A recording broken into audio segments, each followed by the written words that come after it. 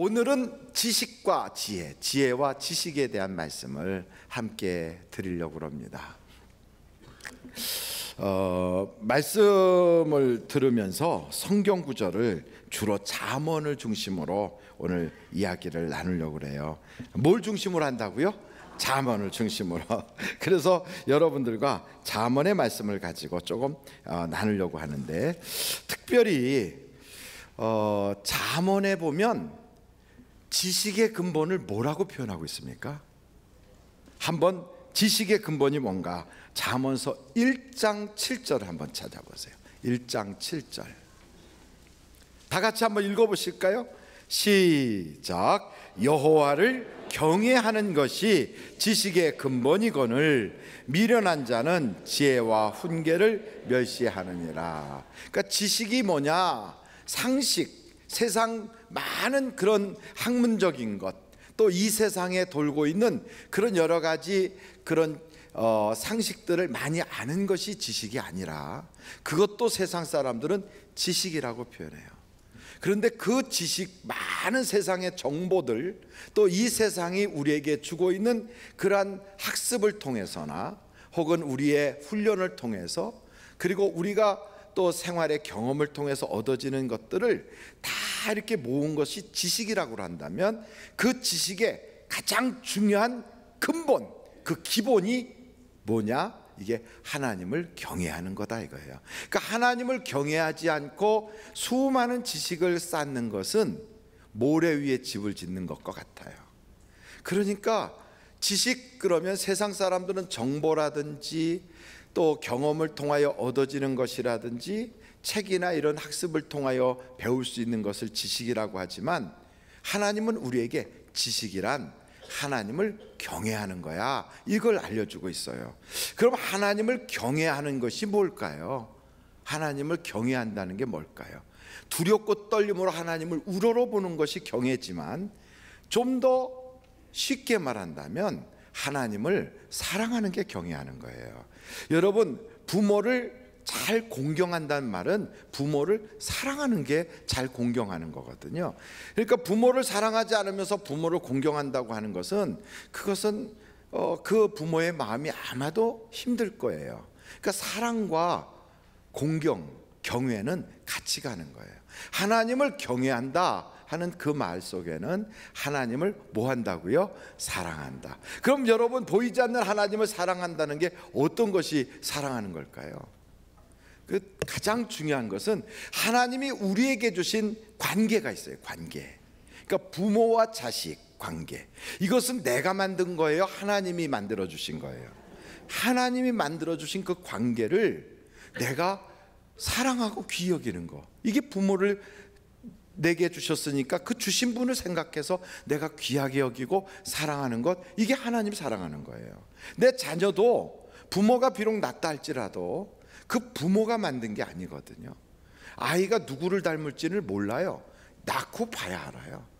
아이를 가졌어도 처음에는 아들인지 딸인지도 몰라요. 그 아이를 나중에 출산하고 보면 아들이구나 딸이구나 알 수 있어요. 그러니 부모가 낳았다고 해도 그것은 부모가 만든 것이 아니라 하나님이 태에 만들어 주신 거예요. 그러니까 그 하나님을 경외하고 사랑한다는 말은 내게 주신 자녀를 사랑하고 아끼는 거예요. 쉽게 말하면 내가 인위적으로 만들 수 없었던 하나님이 만들어 주신 관계, 이것을 천륜이라고도 할 수 있는데, 그것을 귀히 여기고 사랑하는 것, 이것이 하나님을 사랑하는 거예요. 여러분, 하나님 사랑하십니까? 아멘이 조금 적어진 것 같아서, 정말 하나님을 사랑한다면 여러분의 자녀와 여러분의 부모와, 그리고 여러분을 맺어주신 배우자와, 그리고 여러분에게 가까이 다가오고 있는 수많은 인간관계를, 그것은 내가 만든 게 아니고 하나님이 섭리하신 거거든요. 이것을 우리가 아끼고 존중히 여기고 또 그것을 귀하게 여길 수 있어야 돼요. 저는 여러분들이 그렇게 그런 관계들을 다 귀하게 여기실 수 있기를 간절히 바랍니다. 하나님을 사랑한다는 것은 뭐냐 하면 말씀을 부끄러워하지 않는 거예요. 하나님의 말씀을 사랑하는 게 하나님을 사랑하는 거예요. 여러분 말씀을 들을 때 아멘 아멘 하고 교회에서는 말씀을 들을 때 은혜 받았다고 그러지만 정작 세상에 탁 나가면 그 말씀을 잊어버리고 살거나 그 말씀을 주장하기가 꺼림칙스러워서 그 말씀을 부끄러워한다면 결국은 세상에서 우리 하나님을 부끄러워하는 거예요. 하나님을 부끄러워하면서 경외한다든지 사랑한다든지 이건 말이 안 되잖아요. 그분을 내가 경외한다면 그분의 말씀도 내가 귀하게 여기는 거지요. 부모님을 내가 귀하게 여긴다면 부모님이 주신 말씀도 귀하게 여기는 거예요. 세상 사람들이 살아계실 때는 귀하게 여기지 않다가 돌아가시면서 남긴 것은 굉장히 귀하게 여겨요. 뭐라고 그러면 귀하게 여기냐면 유언이야 그래요. 유언이래요. 아니 살아계실 때 말을 잘 듣지 죽으면서 남긴 말을 그냥 그렇게 아주 그거는 마치 집안의 무슨 갑옷처럼 그 돌아가실 때 착각해서 잘못 말씀하셨으면 어떻게 하겠어요? 여러분 청개구리 이야기를 알고 있습니까? 청개구리가 평상시에 그렇게 반대로만 했대요. 그래가지고 지금 이야기하는 걸 모르시는 분들은 없으시겠지만 이런 이야기를 할 때 처음 듣는 것처럼 들어주는 것도 그것도 사랑하는 거거든요. 아 그렇구나 이러면서 고개를 끄덕이면서 그 청개구리의 어머니가 늘 거꾸로 하는 자기 그 자식한테 나중에 죽을 때 그랬대잖아요. 내가 죽거든 물가에다 나를 묻어다오. 왜냐하면 물가에다 묻어달라고 해야 저 높은 데 산에다가 묻을 거라고 생각해서 물가에다 묻어다오 했더니 유언이니까 평상시 그렇게 안 듣던 그 아들이 유언이니까 물가에다 묻어줬대요. 어떻게 됐지요? 그래서 비가 올 때마다 떠내려갈까 봐 청개구리가 깨굴깨굴 이렇게 운다고 그러잖아요. 이게요 유언만 귀하게 여겨요. 유언만. 그 유언보다 더 귀한 건 평소에 하시는 말씀을 귀하게 여길 수 있어야 돼요. 아멘. 그래서 여러분 평소에 살아계시고 건강하실 때 하시는 말씀을 귀를 기울여서 듣고 이 말씀이 무슨 말씀인가, 이렇게 하시라는 거구나, 이렇게 하라는 거구나, 이걸 자꾸 순종하고 듣다 보면 부자지간에 부모지간에 혹은 모녀지간에 다 사이가 좋아져요. 어렸을 때 사춘기 때는 모녀지간이 왼수 중에 왼수라고 그래요. 근데 나중에 나이를 먹고 나면 친구같이 늙는데요. 왜 나이 먹고서 그렇게 되나요? 그냥 어렸을 때부터 차분하게 하나님 사랑하는 마음으로 그렇게 한다면 후회가 없겠죠. 여러분 만약에 지금도 부모님과 갈등 관계에 있고 부자지간이나 또 모녀지간이나 또 부녀지간이나 모자지간이나 이게 갈등이 있거나 좀 어렵거든 해결하세요. 하나님께서 우리에게 주신 관계예요. 하나님이 주신 선물이에요. 그분을 귀하게 여긴다면 그 관계를 귀하게 여길 수 있기를 바라고요. 그분이 주신 말씀이 있어요. 이 말씀을 아주 귀하게 여길 수 있는 여러분 되시기를 간절히 바랍니다. 그것이 바로 하나님을 부끄러워하지 않는 거예요. 이것을 성경은 우리에게 뭐라면 그게 지식이다. 그게 지식. 그러니까 이 세상에 뭐 에펠탑은 몇 미터, 에베레스트 사는 해발 몇 미터 이런 거 안다고 인생살이가 편해지는 게 아니고요. 하나님을 경외하고 하나님이 주신 인간관계를 귀히 여길 줄 알고 하나님께서 주신 말씀을 내게 갑옷처럼 여기는 것, 이게 내 인생을 행복하게 만드는 거지요. 그래서 저는 하나님을 경외하는 그것이 내 인생의 가장 중요한 지식의 근본이구나, 이것을 기억할 수 있기를 간절히 바랍니다. 두 번째, 지혜에 대한 말씀을 드리려고 그래요. 지혜. 이 지혜는 의로운 사람에게 주시는 하나님의 선물이래요. 저는 여러분들이 다 의인이 되시기를 간절히 바랍니다. 왜냐하면 하나님은 의인에게 하나님의 복을 주시기 때문에 그래요. 한번 여러분 성경을 좀 찾아보시면 좋겠어요. 성경이 한번 찾아보는데 먼저 잠언서 3장 33절. 한번 읽어보실까요? 잠언서 3장 33절 시작. 악인의 집에는 여호와의 저주가 있거니와 의인의 집에는 복이 있느니라. 그럼 여러분, 의인의 집이 되길 원하시잖아요. 의인의 집이 돼야 복이 있다는 거예요. 두 번째 또 한번 보실까요? 이번에는 잠언서 10장 24절. 잠언서 10장 24절 한번 같이 읽어보겠어요. 시작. 악인에게는 그의 두려워하는 것이 임하거니와 의인은 그 원하는 것이 이루어지느니라. 그러니까 의인은 소망을 가지면 그게 이루어진대요. 꿈은 이루어진다. 근데 악인의 꿈은 안 이루어져요. 누구의 꿈이 이루어져요? 의인의 꿈이 이루어지는 거예요. 그리고 또 한번 거기 이왕 10장을 찾으셨으니까 28절 한번 보세요. 28절. 잠언서 10장 28절 같이 한번 28절이요. 잠언서 10장 같이 한번 읽어보겠습니다. 시작. 의인의 소망은 즐거움을 이루어도 악인의 소망은 끊어지느니라. 그 의인이 돼야지 이렇게 중요한 거예요. 그러니까 의인과 악인은 똑같이 바래도 악인 것은 다 무너지고 안 돼요. 근데 의인은 소망을 가지면 돼요.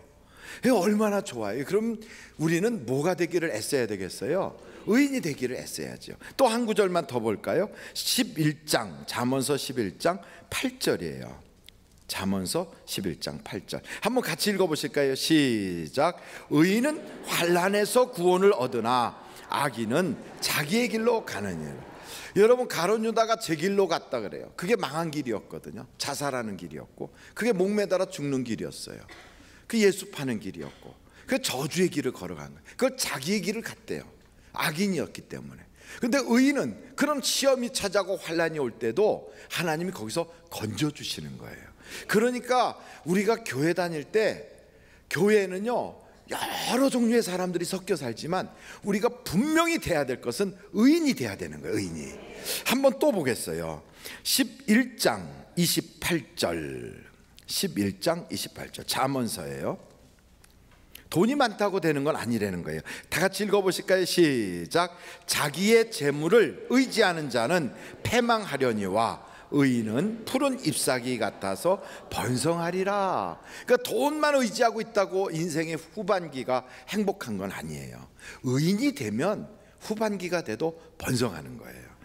또 한 절만 더 보겠습니다. 12장 22절 잠언서 12장 22절 같이 한번 읽어보실까요? 시작. 거짓 입술은 여호와께 미움을 받아도 진실하게 행하는 자는 그의 기뻐하심을 받느니라. 그러니까 이상하네. 의인이 안 나오잖아요. 그죠?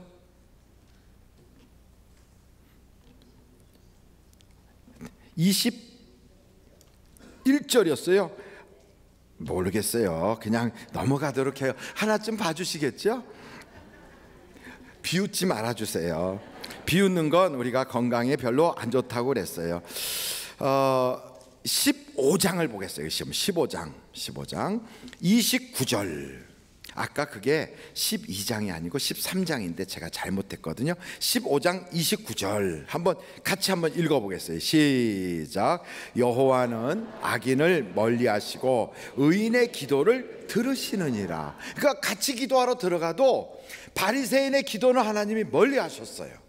근데 세리의 기도는 들어주셨거든요. 그것처럼 의인의 기도는 들어주세요. 조금 아까 제가 말씀드리려고 했던 13장 22절 다시 한번 찾아보겠어요. 13장 22절 같이 한번 읽어보겠어요. 13장 22절 시작.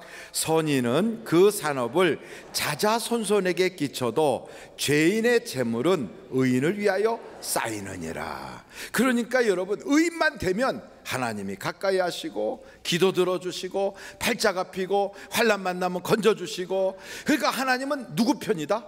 의인 편이다. 그러면 목사님, 어떻게 하면 의인이 되나요? 그 의인이 되는 방법이 성경에 쭉 나와요. 그 성경에 나오는 그 한 구절을 먼저 한번 보겠어요. 먼저 잠언서를 이왕 찾았으니까 잠언서 29장 7절 같이 한번 읽어보실까요? 시작. 의인은 가난한 자의 사정을 알아주나 악인은 알아줄 지식이 없는. 아하, 의인은 가난한 사람들의 사정을 알아주는 게 그게 의인이구나. 여러분, 가난한 사람 보고 멸시하고 무시하고 경멸하고 멀리하고, 이것은 다 사실은 악인이에요. 악인. 가난한 사람을 볼 때에, 심령이 가난한 사람을 보면 성경 지식을 많이 아는 사람이 그것도 몰라, 아이고, 이것은 지식이 없는 거고 지혜가 없는 거예요. 그것은 의인이 아니에요. 성경을 아무리 많이 알아도 심령이 가난하여 배우고 싶어서 말하는 사람한테 무시하지 않고 알려주는 것, 이것이 귀한 거예요. 교회 일을 잘 모르는 사람이 교회 일을 좀 뭔가 배우려고 하는데 무시하지 않고 그를 잘 알려주는 것, 굉장히 중요한 거예요. 이 속이 가난하다는 것은 돈만 가난한 게 가난이 아니에요. 우리는 하도 돈에 너무 이 세상에서 지배를 받다 보니까 가난, 그럼 돈이 없는 것, 그게 아니에요. 지식이 없어도 가난한 거고요. 영적인 체험이 부족해도 영적으로 가난한 거고요. 교회 생활이 짧으면 교회 봉사하는 것에 가난한 거고요. 그리고 세상에 살면서 부모 사랑을 많이 못 받고 조금밖에 못 받고 상처로 받고 자랐다면 사랑에 가난한 거예요. 그런 사람을 볼 때 상처가 많은 사람이니까 문제가 있어, 이렇게 하는 게 아니라 상처가 많아서 가난하면 그 사정을 알아주는 거지요. 기도를 잘 못해, 저 사람은 기도에 가난해. 그럼 그 사람의 사정을 알아서 그 사람 편에서 같이 기도를 도와주는 것, 이게 의인이라는 거예요. 그러니까 의인은 돈만, 가난을 생각해서 가난한 사람들 이렇게 여기는데 그게 아니고, 우리는 이 세상을 살면서 돈은 있지만 사랑에 결핍한 사람도 있고요, 세상의 명예는 성공했는데 사실은 신앙생활에 영적으로 결핍한 사람도 있어요. 그런 가난한 사람을 볼 때 멸시하거나 무시하지 말아야 돼요. 어떤 사람은 직장 생활하는데 나는 성령 충만하고 나는 하나님이 받으신 하나님의 자녀고, 나는 예수 잘 믿어. 근데 저 사장은 예수 안 믿고 저 사장은 고사 지내네. 탁 쳐다 무시하면서 눈 내리 쫙 깔고 너는 지옥 간다 이놈아, 이렇게 쳐다본다면 그게 의인이 아니다 이 말이에요. 이해가 되십니까? 그럼 그분을 딱 보면서 저분이 세상적으로는 성공했는데 영적으로 많이 가난한 분이시구나, 내가 저분 위해서 기도해 드려야 되겠구나, 이게 생각이 들어야 돼요. 어떤 사람은 술 먹고 담배 피고 막 그래요. 그런데도 믿어보려고 애쓰는데 잘 안 돼. 그러면 술도 못 끊어, 야 담배도 못해, 에이 너는 신앙이 이거야, 이렇게 말하는 사람은 악인이다 이 말이에요. 가난한 거예요. 그게 잘 안 되는 거예요. 어떤 사람은 다른 건 잘 되는데 어느 부분이 안 되잖아요. 안 되는 거예요. 안 되는 것을 우리는 그게 가난한 거구나, 얼마나 힘들까, 그 사정을 알아주고 정죄하지 않고 싸매주는 거예요. 싸매주는 거예요. 근데 교회에서 의외로 세상적으로는 못났는데 교회에서 뭔가 조금 남보다 아는 거 있다고 그것 가지고 막 재단하면서 평가하고 판단하는 사람들이 혹가다 있어요. 우리 교회는 없지만. 그런 사람들은 사실은요, 자기가 악인이라는 걸 드러내는 거예요. 이게 악인이에요. 남의 사정을 몰라주니까. 그래서 여러분, 정죄하지 마세요. 비판하지 마세요. 그래서 우리 주님이 비판하지 마라 한 이유가 거기에 있어요. 다른 사람을 우리는 싸매주는 거예요. 한번 저와 똑같이 한번 해볼까요? 싸매주자. 이 사람은 세상 지식이 부족해, 그래서 말하는 게 조금 촌스러워. 그러면 거기에 가난한 거예요. 배움에 가난한 거예요. 그러면 그걸 무식해 이러지 말고 그냥 싸매주면 되잖아요. 나는 배울 수 있는 기회가 있었고 그분은 배울 수 있는 기회가 없었다는 것뿐이지, 그게 그 사람의 나쁜 건 아니거든요. 불편한 것이지. 불편한 거지 그게 그 사람이 악한 겁니까? 전혀 아니거든요. 나는 이런 면에서 굉장히 탁월한데 저 사람은 그게 못해. 그럼 다른 걸로는 또 내가 못할 수 있잖아요. 그래서 여러분, 서로 비교하지 마세요. 비교의식은 열등의식이에요. 내가 열등하니까 내가 열등의식에 계속 시달리니까 괜히 아닌 것 가지고 우쭐해 보고 싶어서 그게 잘난 척하는 거거든요. 그러니까 비교의식의 배경 속에는 열등의식이 자리 잡고 있어요. 근데 사실은 그런 열등의식에 지배받지 않고 세상을 다 품고 겸손하고 그래요 할 수 있는 그 사람은 사실은요 굉장히 큰 사람이거든요. 근데 예수님이 그랬어요. 예수님을 비판하는 사람부터 시작해서 아무것도 모르는 사람까지, 귀신 들린 사람부터 시작해서 문둥병으로 썩어가는 사람까지, 똑똑한 사람으로부터 나다나엘이나 아니면은 그 아리마대 요셉처럼 부자인 사람부터 시작해서 가난하여 길거리에 거지로 있는 사람까지 우리 주님이 품지 못하는 사람은 아무도 없었어요. 다 품어주세요. 왠 줄 아십니까? 주님은 그걸 다 품을 수 있는 크신 분이라서 그래요. 그게 바로 의인이에요. 다른 사람의 사정을 아는 거예요. 그래서 혈루증 걸린 여자가 가까이 오는 것을 그의 사정을 알기 때문에 속도를 줄여주고요.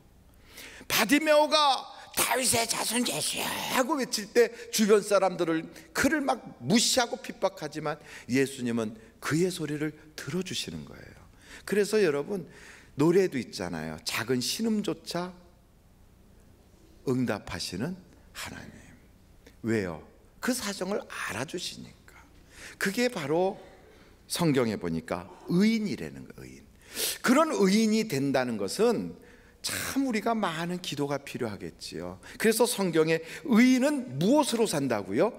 믿음으로 산대요. 세상을 이김은 무엇이냐? 너희의 믿음이 아니냐. 그래서 그때 말하는 그 믿음이 뭐냐면 우리는 믿습니다, 이걸 믿음으로 자꾸 생각해요. 교회 다니면서도 오랫동안 우리의 마음속에 자리 잡고 있었던 그런 어떤 혼미한 생각이 뭐냐면 주여 믿습니다, 난 믿습니다, 뭐 이렇게 하면 믿음이 좋은 줄 알고 나는 왜 믿는데 안 되지, 이런 생각을 많이 하거든요. 근데 믿음이란 내 속에 예수님이 계시는 거예요. 이게 믿음이에요. 그러니까 예수님이 내 속에 와 계시면 내 힘으로 살지 않고 예수의 힘으로 살고, 내 힘으로 생각하지 않고 예수님이 이끄는 대로 살아가는 거예요. 이것을 세상 말로 도저히 이해할 수가 없는 거거든요. 이 세상의 지혜를 가지고는 이걸 이해할 수가 없어요. 그래서 성경 구절에 이런 구절이 있어요. 한번 여러분 고린도전서 1장 20절 한번 보시겠습니까? 고린도전서 1장 20절이에요. 지혜 있는 자가 어디 있느냐? 선비가 어디 있느냐? 이 세대의 변론가가 어디 있느냐? 하나님께서 이 세상의 지혜를 어떻게 하신다? 미련하게 하신 것이 아니냐. 지혜는 이 세상 지혜라는 것도 있구나. 계속 보겠어요. 하나님의 지혜에 있어서 지혜는 이 세상 지혜도 있고 하나님의 지혜가 있다. 그럼 성경에서 말하는 가난한 자를 알아주는 것, 그 지혜, 그게 의인인데 그것은 뭘까요? 하나님이 주시는 지혜라고요. 계속 보겠어요. 하나님의 지혜에 있어서는 이 세상이 자기 지혜로 하나님을 알지 못하므로 하나님께서 무엇으로? 전도에 미련한 것으로 믿는 자들을 구원하시기를 기뻐하셨도다. 아멘. 계속 보는 거예요. 유대인은 표적을 구하고 헬라인은 지혜를 찾아요. 지혜는 세상 지혜를 말해요. 우리는 뭘 한다고요? 십자가에 못 박힌 그리스도를 전하니 유대인에게는 꺼리끼는 것이요 이방인 헬라인에게는 미련한 것이로되 오직 부르심을 받은 자들에게는 유대인이나 헬라인이나 그리스도는 하나님의 능력이요 하나님의 지혜니라. 그러니까 하나님의 지혜를 가져야 가난한 자의 심정을 이해해줘요. 근데 그 지혜가 뭐냐 그랬더니 그게 바로 그리스도라 이거예요. 그리스도. 예수님이 우리 속에 거하셔야, 그래야 그 지혜가 나오는 거예요. 그럼 교회 다니면 계속 강조하는 게 예수 믿으세요, 예수 믿으세요. 그게 예수를 지식으로 알라는 얘기가 아니에요. 예수에 관한 정보를 많이 축적하라 이 얘기가 아니에요. 예수님에 대한 지식으로, 그래서 예수님에 관한 이야기들을 많이 알아서 입으로 줄줄줄줄 이야기하라, 그런 게 아니에요. 아무리 예수에 관하여 이야기하고 아무리 예수에 대하여 아는 척을 할지라도 그 속에 예수가 없으면 믿음이 없는 거예요. 그 속에 예수가 계시면 아는 지식이 부족해도 믿음이 있는 거예요. 그래서 이것을 다른 말로 말하면 성령 충만하다 그래요. 성령이 나를 다스려 나가는 것, 그 성령님이 누구십니까? 그리스도의 영이요, 예수의 영이란 말이에요. 그분이 내 속에 계시는 것, 이게 성령 받은 것, 이게 곧 믿음이다 이 말이죠. 그게 있어야 구원을 받는 거예요. 그러므로 교회 다니면 성령 받아요 하고 강조하는 이유가 예수님을 속에 모시세요 이거예요. 영접하는 자, 곧 그 이름을 믿는 자, 같은 얘기예요. 예수의 이름을 믿는다는 것은 내 속에 예수님을 영접하다는 거예요. 그래야 하나님의 자녀가 되는 거예요. 그래야 하나님의 집안 사람이 되고, 그래야 하나님의 DNA가 그 속에 들어가는 거예요. 그래서 여러분, 그 사람은 하나님의 유전자를 가졌으니까 전에는 육신에 속한 자요, 세상 지혜만 자랑하고 이 세상의 지식 가지고 모든 걸 재단하던 사람이 이제는 달라졌어요. 변했어요. 이전 것은 지나갔어요. 그래서 세상 사람들이 전혀 아닌 존재로 바뀌었어요. 그래서 그의 입에서 나오는 말이 사랑, 희락, 화평, 자비, 양성, 충성, 온유, 절제, 오래 참음, 이런 것들이 그에게서 막 쏟아져 나오는 거예요. 달라졌다는 거죠. 그래서 그 사람을 이렇게 보면 예수 믿는 냄새가 나는 거예요. 교회 오래 다녔다고 예수 냄새가 나는 게 아니라고요. 그가 말하는 것, 그가 행동하는 것, 그가 살아가는 방식, 그의 추구하는 인생관이 참 겸손해요. 그래서 가난한 자를 이해해 준다고요. 여러분, 가난 우리 주변에 많거든요. 육신이 가난한 사람이 있어요. 저는 육신이 가난해서 다리가 이렇게 늘 이렇게 흔들흔들해요. 이게 육신이 가난한 거잖아요. 근데 저보다 더 가난한 사람도 있어요. 어떤 사람은 이 목 밑에 전체가 마비된 사람도 있어요. 그렇게 가난한 사람의 사정을 그렇게 가난해 보지 않은 사람이 어떻게 다 알 수 있겠어요? 근데 우리 속에 성령님이 들어오시면 그들의 아픔이 전달이 돼요. 그리고 같이 기도해 주게 돼요. 나이를 드신 분들은 젊음에 가난한 거예요. 젊었을 때도 다 있었지만 그 모든 세월이 지나가고 이제는 나이를 먹은 거예요. 그래서 옛날 같지 않은 거예요. 서글퍼요. 힘들어요. 그런데 그 사정을 누가 알아주겠어요? 같이 늙어가는 사람들끼리만 알아주겠지요? 그런데 성령이 내게 오시면 그 어르신들을 공경할 수 있게 되는 거예요. 달라지는 거예요. 부모가 돼보지 않은 사람이 어떻게 부모의 마음을 알겠어요? 그런데 성령님이 오시면 그것을 알 수가 있게 되는 거예요. 아파보지 않아도, 굶어보지 않았어도, 망신당해보지 않았어도, 실패한 적이 없어도, 죽을 만큼 괴로운 적이 없었어도요, 성령님이 내게 오시면 아픈 사람과 함께 울고 기뻐하는 사람과 함께 기뻐할 수가 있어요. 이것을 우리는 크리스찬이라고 그래요. 그게 기독교인이에요. 그래서 기독교인은 매력이 있는 거예요. 그래서 기독교인은 사랑이 묻어나는 거예요. 그래서 기독교인을 만나면 예수님 만난 것처럼 그렇게 여겨지게 돼 있어요. 우리는 그런 분들을 의인이라고 표현해요. 의인은 그 속에 예수가 있어요. 여러분, 예수가 있으십니까? 어떤 분은 아직 내 속에서 성령이 충만하지 못하고 성령이 억압당하는 사람도 있을 거예요. 왜? 나의 조그만 소견으로 성령을 묶어놓고 있거나, 나의 세상적인 그런 여러 가지 경험으로 성령이 활동하지 못하도록 그걸 꽉 묶어서 자꾸만 이 세상의 가치로 사람을 평가하고 이 세상의 가치를 중요하게 여기는 나를, 그것 가지고 자꾸만 스트레스를 만들고 나로 하여금 그 길을 가게 자꾸 몰아칠 때가 있어요. 오늘부터 여러분, 정말 하나님을 경외하고 하나님을 사랑한다면 세상 경험이 여러분을 지배하게 하지 마십시오. 이 세상의 가치에 여러분이 묶이지 마십시오. 우리를 묶을 수 있는 것은 오직 하나님의 말씀에 묶이십시오. 하나님이 나를 보실 때 너는 나와 마음이 합한 자야. 다른 말로 말하면 너는 나하고 지금 같이 가는 거야.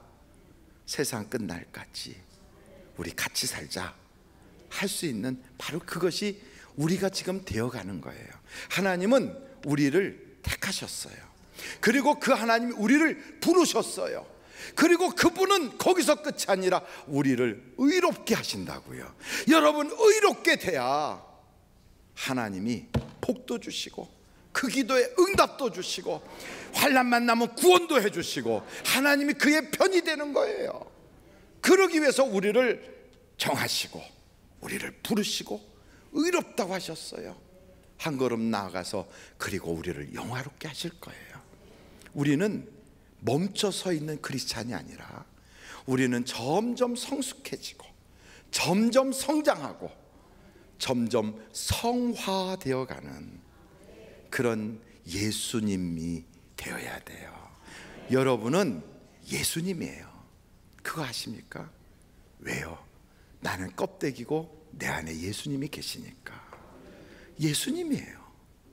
그래서 우리 주님이 그분의 살을 찢어 주셨어요. 우리한테 이거 먹어라. 그분이 우리에게 그 피를 주셨어요. 그래서 우리는 성찬을 행할 때마다 예수의 살을 먹고 예수의 피를 마시는 거예요. 왜요? 그분과 나는 하나니까. 그런데 우리는 자꾸 예수님은 저 멀리 계시고 나는 나대로 살아요. 육신에 속해서 그래요. 우리는 예수예요. 그래서 마귀가 놀라는 거예요. 나를 보면 놀라지 않지만 내 안에 그리스도가 있기 때문에 놀라는 거예요. 우리 한번 여러분 갈라디아서의 말씀을 보고 마칠까 하는데요. 갈라디아서는 다 아시는 말씀, 유명한 말씀이에요. 2장 20절 너무 유명하잖아요. 같이 한번 큰 소리로 읽어보면 좋겠어요. 혹시 이 복음성가를 아시는 분이 계십니까?